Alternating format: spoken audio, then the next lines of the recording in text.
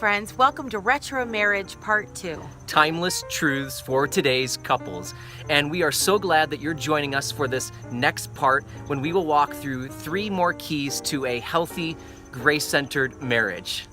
So the first key for this session is don't criticize, especially in front of others. We're all tempted to make little jabs of correction when we're around friends or coworkers, but don't do that. James chapter 3, verses 5 and 6, it says, "See how great a forest can be set aflame by such a small fire, and the tongue is fire." So Stephanie, what do you want to share about this? Well, I really feel like a lot of times that we're tempted to say something bad about our spouse or to laugh with others is because we feel bad about our own things and how we treat others and how we feel inside. So it makes us feel a little bit better to disparage our spouse because we're not as bad as them, or maybe to get back at them or something like that. So we have to be very, very careful to, and I hate using the term protect their reputation because that sounds fake, but we love them, we care for them and care about them. And so we want people to see them in the same light, in the best light that we see them at home. So to laugh at them and make them a brunt of a joke or laugh at somebody else's joke is really sinful and not kind at all. Yeah, and a word to those engaged in preaching or regular public speaking: do not make your wife the brunt of your jokes. Just a fair warning. When we were in premarital counseling with a pastor in North Carolina, he counseled me, said, "Hey, I'm a pastor, you're a pastor. Don't tell jokes about your wife. Just don't do it." And unless it's with permission. Yeah. But I tell you, with the tongue, with what you say about your spouse, you can burn your marriage to the ground.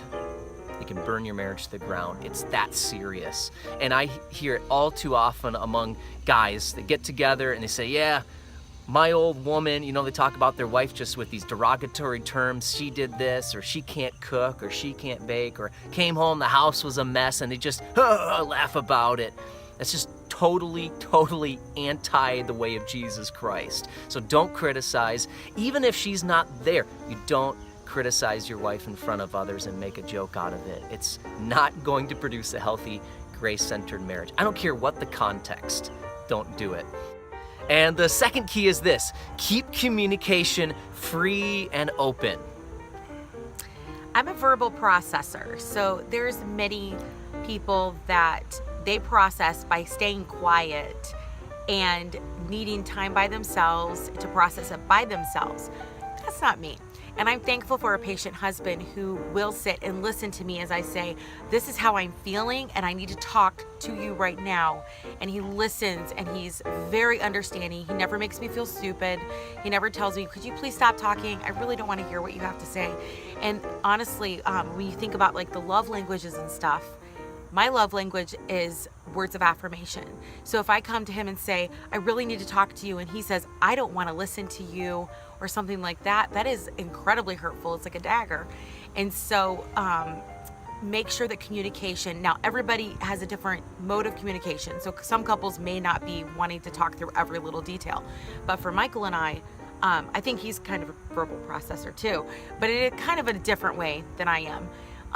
So we work really well together. We communicate very well because we both are verbal. I'm sure that's a huge surprise. But we like to talk to each other and try hard to listen to each other and to hear each other's hearts.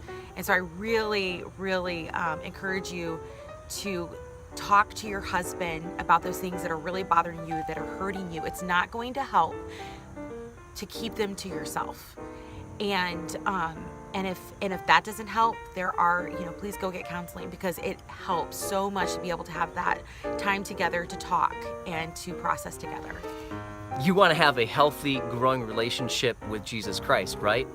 And we are so grateful that He always hears us. Every time we go to Him in prayer, He's listening. We can communicate with our Heavenly Father through our Savior, Jesus Christ. And we have this growing relationship that way. So in marriage, if you want to have a growing, healthy relationship with your wife or with your husband, you need to always be ready to listen and to patiently care for them and hear what's going on in their heart. And so keep communication free and open. Maybe even plan it out. Hey, we're going to talk about this topic tomorrow night at 7 o'clock after we get the kids bedded down. This is what we need to talk through. So plan it out. Keep it free and open. And the third key for this session is to keep the romance alive.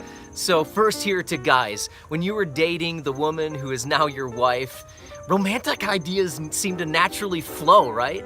You had this plan of, hey, I'm gonna take her to this fancy Italian restaurant. We're gonna have a stroll by the river. Then we might go see a movie. I've got a bouquet of roses here. I've got chocolates, a gift, all this kind of stuff. Ideas just flowed. And then you got married, and then about 6, 8, maybe 12 weeks into it, suddenly the romantic ideas disappeared. Hey, I got the prize. I won. Perfect. She's wonderful. I love her. She's beautiful. But I don't really have to say that again, do I? Yes, you do. And so it becomes not a duty, but a joyful task of, I'm going to keep romancing my wife. I'm going to spend time with her. And that means, just like you did when you were dating, you plan it out. You plan dates. And so for us, it's not like we are independently wealthy or something. We don't have a lot of cash. So I remember when I was going through seminary, Stephanie would clip coupons through restaurant.com or something else to go to a restaurant. We'd plan it out. Every 2 weeks on a Thursday night, we'd have a date. And we kind of do the same thing along those lines now. Still planning out dates. Sometimes it's a little bit more infrequent, but I really encourage you. At home after the kids are in bed. Do something, light a candle, make it romantic, dim the lights down a little bit. You can buy a steak at Walmart, grill that, and have a nice meal, buy chocolates. And then, of course, the best thing about being married now is you can have sex. Yeah, we were going to talk about this.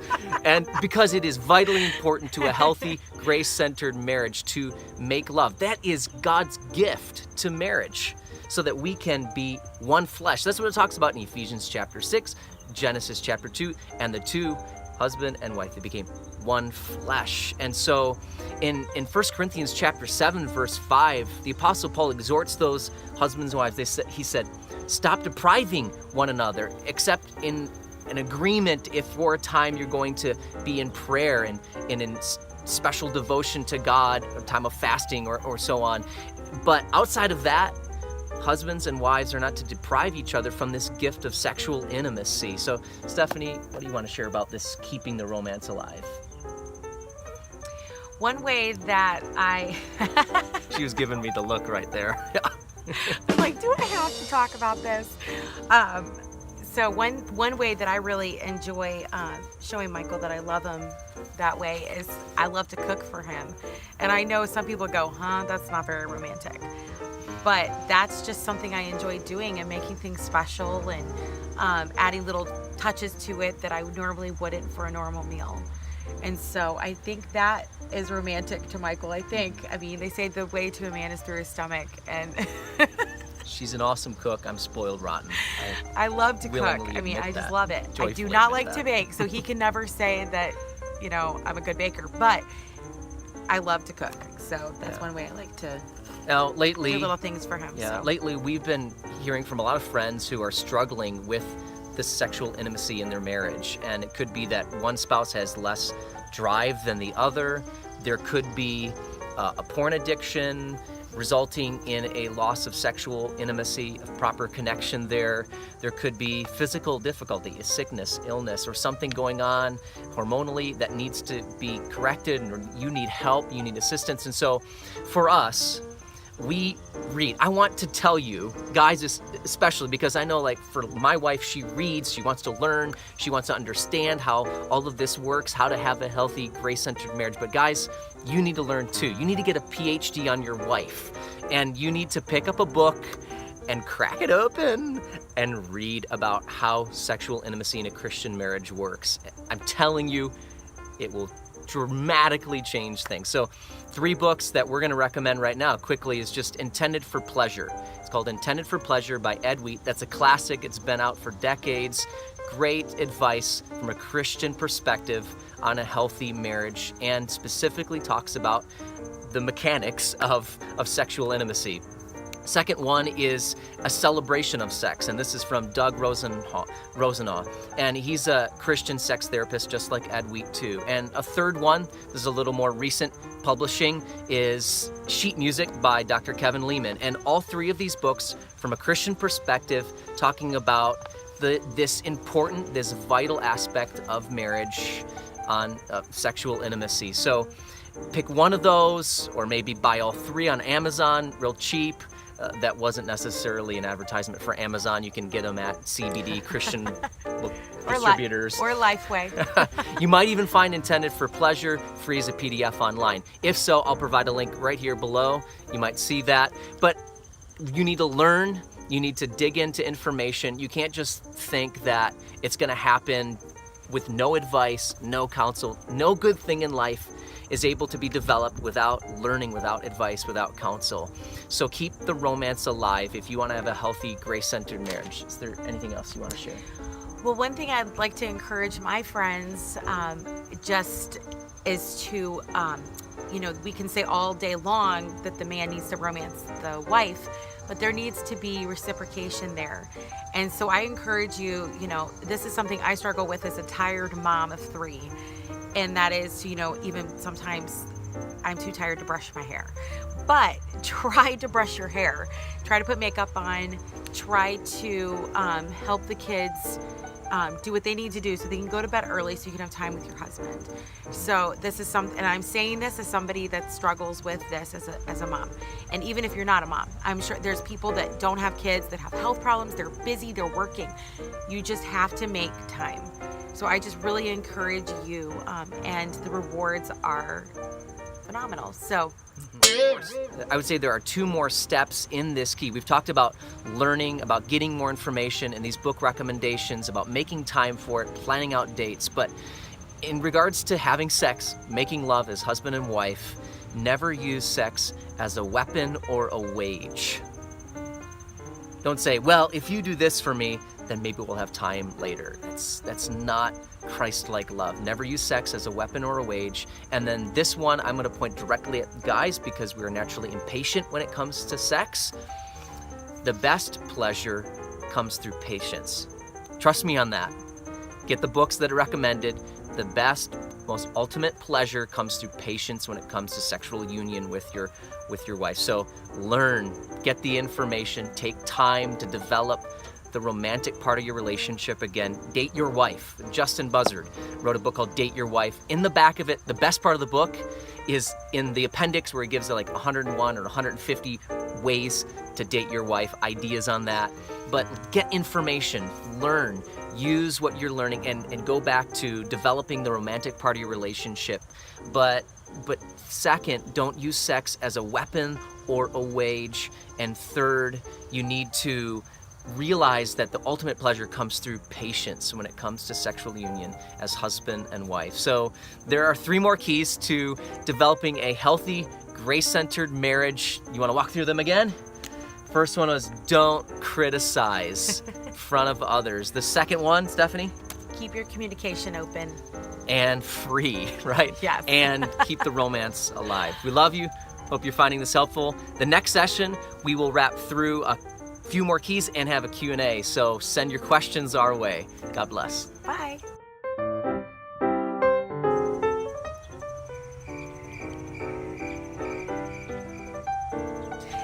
And the third key for this session is to keep the romance alive.